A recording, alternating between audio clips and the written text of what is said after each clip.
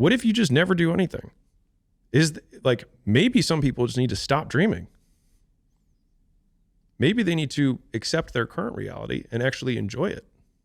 Because there's a lot of people when they're 70 and 80 and they didn't do their dreams. And if they went back, like, they didn't do anything, but that whole time they were dissatisfied because they didn't try. But what if they were just like, I have a good life. I have a wife who loves me. I've got some kids. I have a job that I don't mind it, pays the bills. I mean, if you go back 500 years, it wasn't people were like, man, this is my passion. He's like, dude, I'm just rowing a boat across a ferry. And that's what I do. And that's what my dad did. And his dad did. Like, this is how we eat. And so, like, we have these idealized versions of purpose that I think Instagram and all this stuff kind of make terrible. But, like, I think there's a lot of honor in work, period. And I think a lot of people fool themselves by thinking that what they do for some reason is not honorable.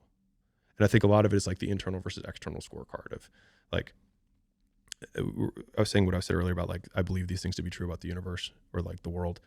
But a lot of those are like, what do I believe about myself? Which is like, I can choose to do work in this way, which then I can derive joy from. So, like, if I'm shoveling shit, I can choose to be like, I will be the best shit shoveler because I believe that I will figure out how to do this more efficiently, and I will get better, and I'll have calluses on my hands, and I'll have a better back and whatever. But I will do this well. And I think you can find joy in work if you decide to do it well. So, on one hand, if your dream causes you so much pain, then you will quit what you're doing and do it. And if it doesn't cause you enough pain that you're not pursuing it, or that you don't, like, if you don't feel like you're in a cage right now, then maybe you're not in a cage, and maybe you just need to like the life you have, and that's cool too. A previous guest on this podcast called Mo Gaudat said, we're unhappy when our expectations of how we think life is supposed to be going are unmet.